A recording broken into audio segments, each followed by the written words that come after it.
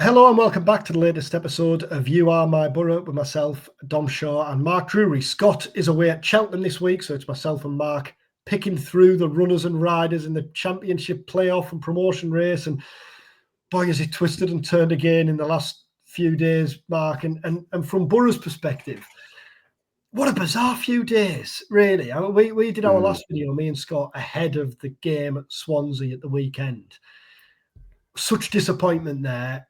And then that's followed by a much-needed win again against QPR last night. 3 wins from 4, back to within 3 points of the top 6. Where are we at, do you think? Just kind of sum up the... Who knows? That's the point with Borough, isn't it? Who knows where we're at? They played well last night. They did what they needed to do against a Queen's Park Rangers team who didn't provide much, it has to be said. Very strange approach to the game from them, bearing in mind Borough didn't have a fit central defender. So you had Neto Borges and Jonny Howson were filling in there.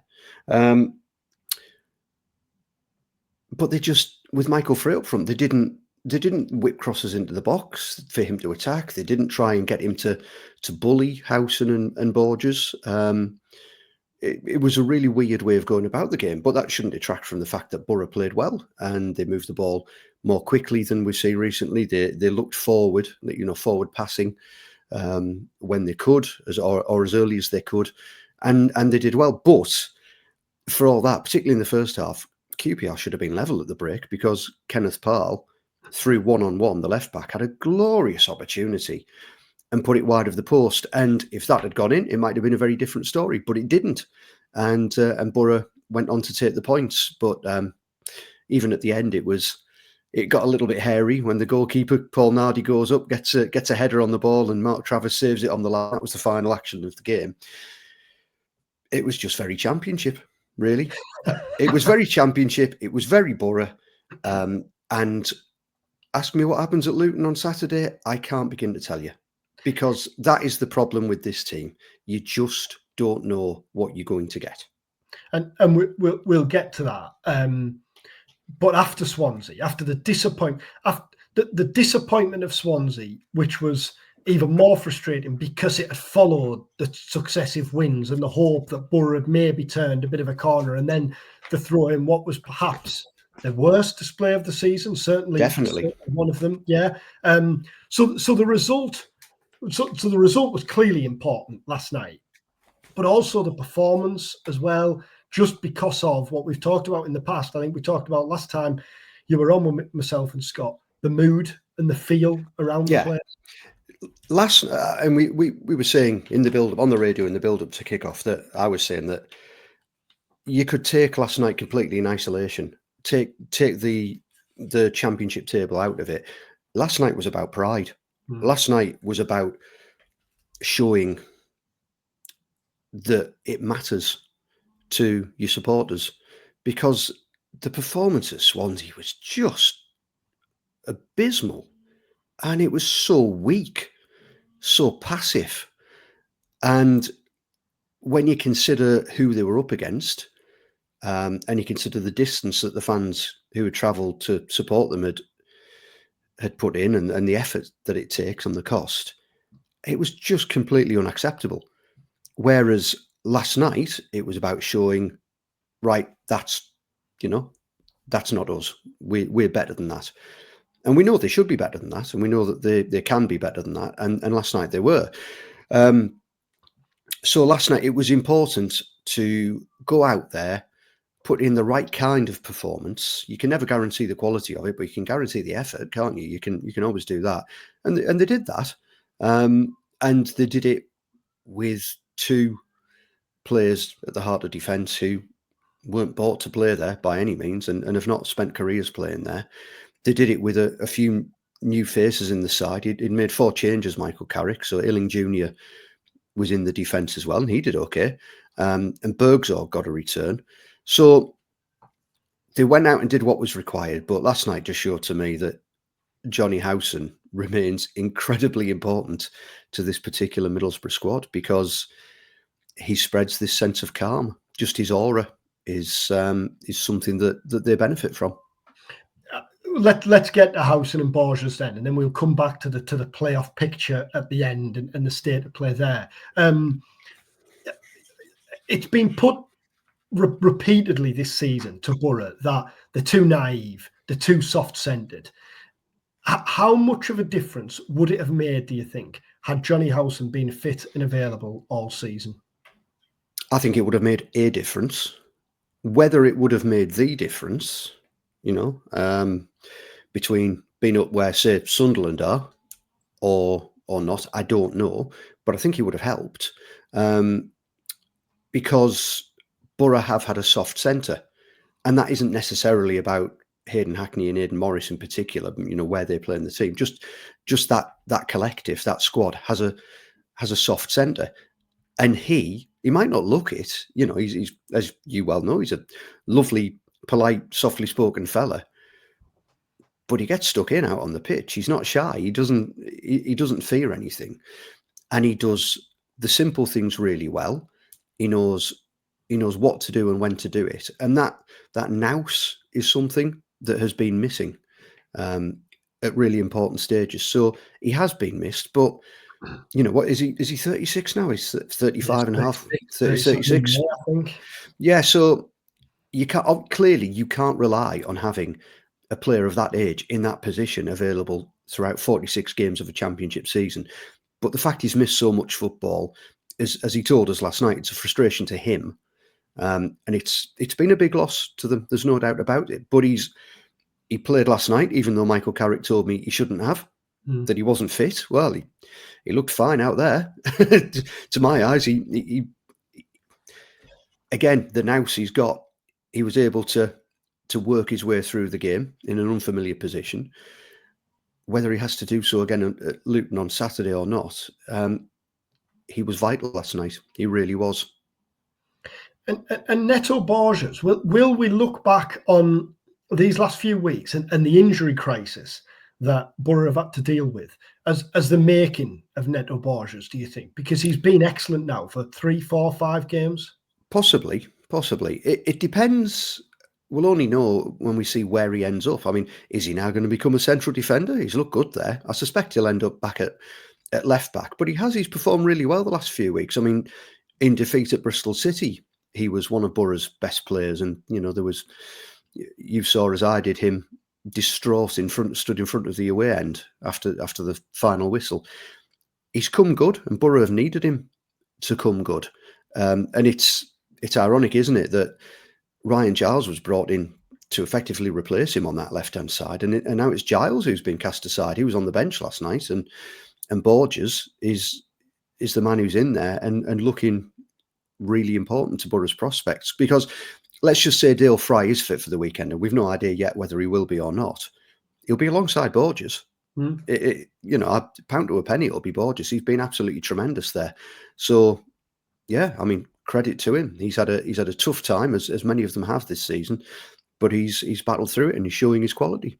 When Borges signed in the summer, I was told then that it was his character that appealed to Borough as much as what he could do on the pitch. He'd been captain at Clermont, hadn't he?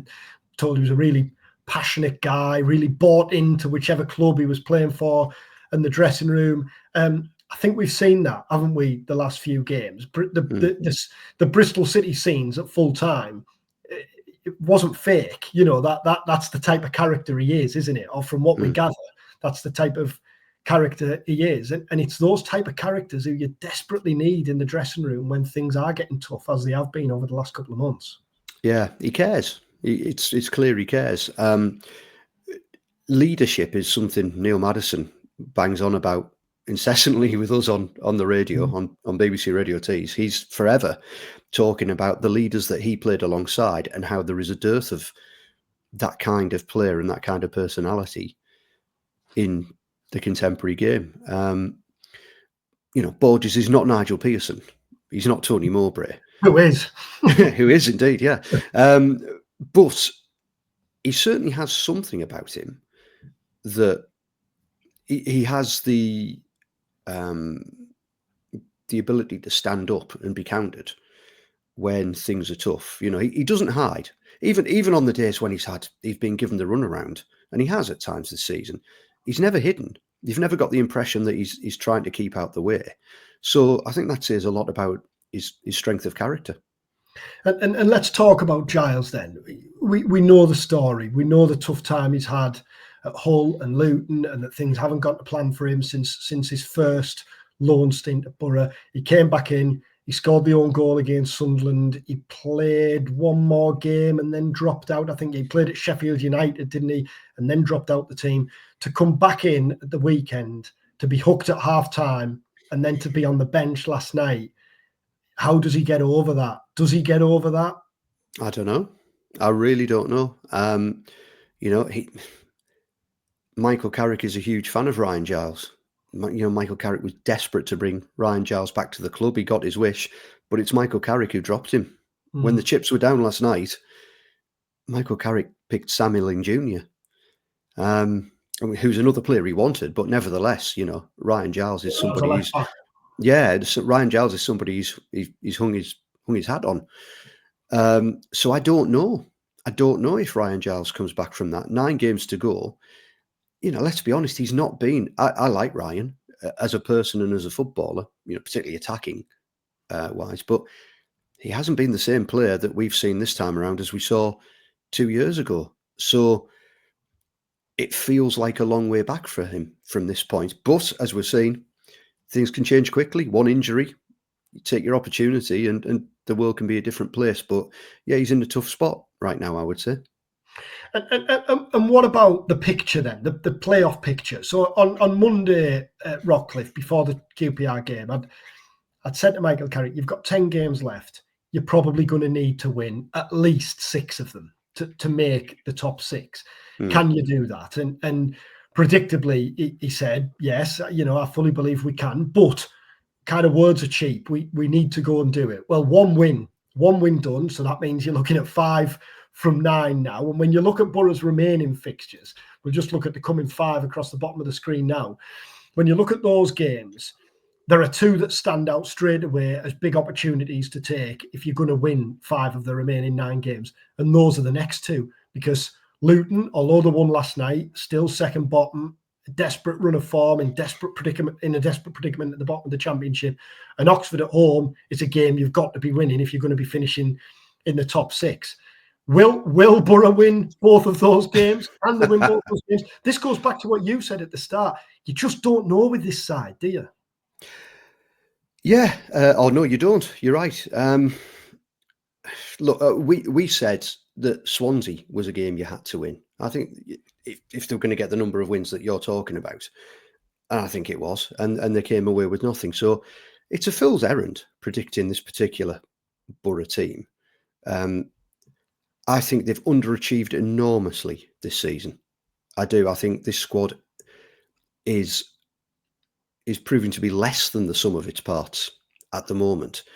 But there is still time for them to salvage something from the season, but only if they do win the games that you're talking about. They need to beat Luton. They need to beat Oxford.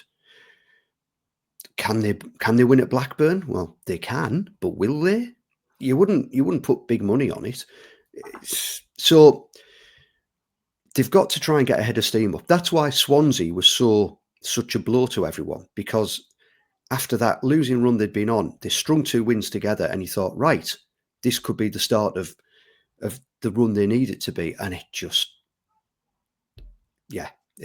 all came crashing down. One of the big sort of feelings or comments that keeps being sent our way from fans is, I've written this season off now. That's it. It's done. Particularly after Saturday in Swansea. That's it. It's done. Forget about it. Concentrate on next season. You know, get people all the time, you know, getting in touch with us going, will you stop talking about the playoffs? You know, well, we can't, I'm afraid. You know, it's our job. And Borough are 3 points away. That's it. I was going to say, it's a weird thing, that, isn't it? Which probably sums up the feeling and the way the last few months have gone. Yeah, there is this. It's all become very emotional, I think, with a lot of the fans. This like, look, you've hurt me too many times. I don't want to hear about it. Stop, you know, Stop telling me that you could do it. Stop promising. I don't want to hear it anymore. I've had enough. The fact is, they could. They could. The Championship, the race for the playoffs this season it's like one of those school sports day ones, isn't it? A primary school one where everybody's got their legs tied together, and some of them are in a sack and some of them are carrying an egg and spoon, and eventually a couple of them are going to fall across the line, and there you go. Congratulations, you're in the playoffs. So can Borough be one of those teams? They've just got to win at Luton.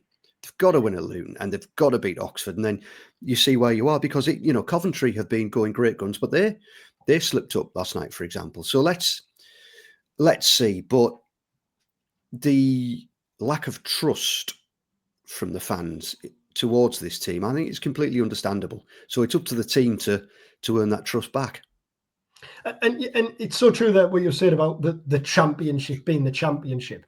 Who, for example, would have predicted after watching Derby at the Riverside that they were going to beat Blackburn and Coventry at home? You just wouldn't.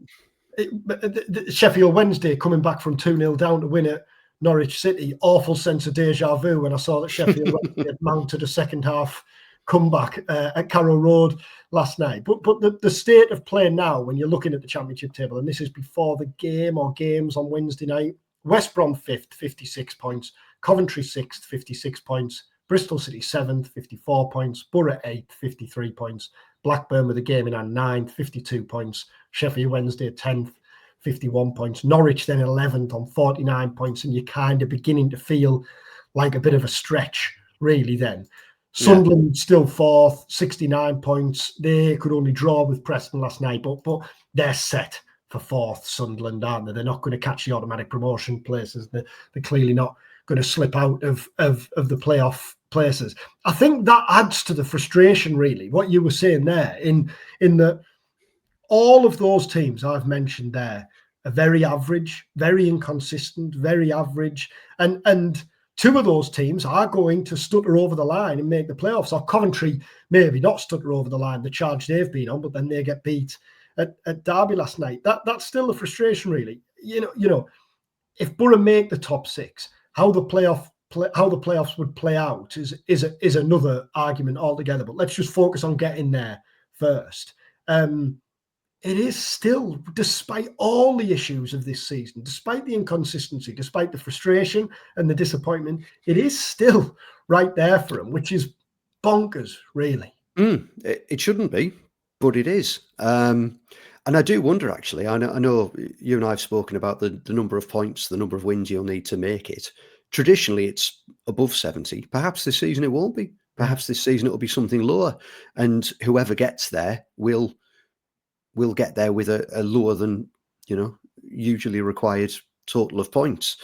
Blackburn are at Stoke tonight. Now, from what we've seen of Stoke, that should be nailed on 3 points for Blackburn, but who knows? Who knows in the Championship? So Borough have just got to pull themselves together and find a way of getting through the game at Luton, potentially again with Jonny Howson and Neto Borges in central defence. I think it'd be a different matter against Carlton Morris than it was against Michael Frey, for example. Yeah. I can't imagine for 1 minute Luton are going to look at the game from last night and play the same way Queen's Park Rangers did, but we will see. And then they've got the international break, try and get as many people fit as possible, and then see what happens. But I'm not going to predict anything. I don't think anybody. Well, I'm just not. What's the point? Other than you can't. It's unpredictable. It's pointless. There's no suggestion. So on Monday at Rockcliffe, when we asked Michael Carrick about injuries, then Ralph Vandenberg and George Edmondson, he said the back end of the international break on not long after that. The same with Riley McGree. At that stage, he didn't know on Dale Fry. Was there any update or indication? No, tonight? No, there's no sort of guide as to whether he's going to be fit for the weekend. And, Michael Carrick, it is his way to want to give less than nothing away. But it was just something about the way he was speaking. I got the feeling that I'm not so sure Dale Fry is going to be fit for the weekend. But we'll see. I mean, perhaps they'll wheel him out like Ironside or something. I don't know. But if there's any chance of him being fit to play, I'm sure he'll be in the team. Just before we wrap up, Borough announced this week the plans for the Player of the Year awards again, which are at the Town Hall again, as they were at the end of last season. It was a really good night last season, well turned out, and clearly a success because they're doing it again. Who are the contenders? Because the reason I ask, another goal for Tommy Conway last night. It's been an injury disrupted first season. But when he's played, he's impressed. We've talked about Conway on here before. I've loved watching Conway. I've spoken to him a couple of times as well. Really good character off the pitch, isn't he? We talked about it last time when he brought himself out to speak to you after missing the penalty at Norwich. Anthony Dyke-Steele, a surprise contender. I mean, hell, who'd have predicted we'd have been saying that at the start of the summer? But who springs to mind for you? Maybe without overthinking it, who are the players who immediately come to mind when you think about potential Player of the Year contenders? I'm not sure any do. Do you know what I mean? I don't think anybody immediately. You don't immediately go him. I mean, Azaz has had 20 goal contributions, so surely, but then there has been frustrating spells there as well. Well, this is the thing. I mean, how many of them? I mean, Aidan Morris, for example, I think has done really well, but he had a big chunk of time out through injury. Delano Bergzorg's had his moments, but you couldn't say that it's enough to be a player of the season, could you? I'm not sure I could. Conway himself had a big chunk of time out through injury, but he is now the top scorer alongside Emmanuel Latilat. Dork again was brilliant, but he's not going to have played anything like the full season. I mean, Dork has been the most exciting. There's no doubt about it. Ben Dork has lit up the championship as far as Borough are concerned, but how can you give a player of the season to a bloke who arrived at the end of August and has been out since January? I don't know. I really don't know. I do think Aidan Morris has done excellently. I think he's got a decent claim, but after that, I don't know. I'm struggling. What you would say, and clearly this isn't going to be at the forefront of the minds of the players, it's up for grabs, isn't it? If Conway scores 5-6 goals between now and the end of the season, Borough make the top 6, then you'd say Conway ends up being your nailed-on winner. A bit like boxing, isn't it? Fighters who finish rounds strongly catch the judge's eye, and there's a chance to finish the season. How the season plays out now, how it ends up, will clearly affect people's judgment, won't it? And if Tommy Conway is the man who suddenly bangs in 5 or 6 goals and they get Borough to the playoffs, then there's every chance that he would become the obvious answer. But I think the fact that I'm having to scratch my head and think of someone, I think it says a lot about how Borough's season has been. Well, let's hope Borough's season rolls on with a win at Luton on Saturday. I'm not going to ask you for a prediction because you've told me not to. So it's the Borough. But myself and Mark will both be there on Saturday. Mark, obviously, on BBC T, so you can listen to that if you're not making the trip to Kenilworth Road. We'll be there covering for the Northern Echo. Obviously, we'll have full build-up after Michael Carrick's press conference on Thursday, and then reaction and analysis over the course of the weekend. So do follow along there and do subscribe to this channel if you haven't already. If you're listening on your podcast platforms, then rate and review. Thank you for watching. Thanks for listening. Hopefully a good result for Borough this weekend, and then we'll be back next week for the next episode of You Are My Borough. Take care.